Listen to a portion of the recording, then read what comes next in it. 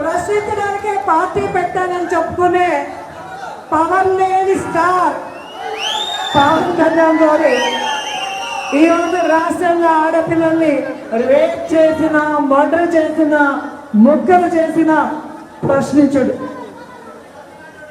ఈ రాష్ట్రంలో వాలంటీర్లకు 5,000 నుంచి 10,000 పెంచుతామని చెప్పిన కూటమి ప్రభుత్వంలో వాలంటీర్లనే తీసేసి ఈరోజు రోడ్డు మీద పడేస్తే ప్రశ్నించడు. సుగాలి ప్రీతి గురించి అధికారులకు రావడానే మొదటి కేసుగా టేకప్ చేయిస్తానన్న పెద్ద మనిషి ఈరోజు వాళ్ళ అమ్మ అపాయింట్మెంట్ అడిగినా కూడా పలకడు. అంటే తనకేమీ పట్టనట్టు నోరు మూసుకొని కూర్చుంటారు. ఈ ముద్దను చూస్తుంటే ఈ 3 కోట్ల వ్యవహారమే గుర్తొస్తుంది. నిజంగా ఎంత బాధాకరమైన మీరు ఆలోచించండి.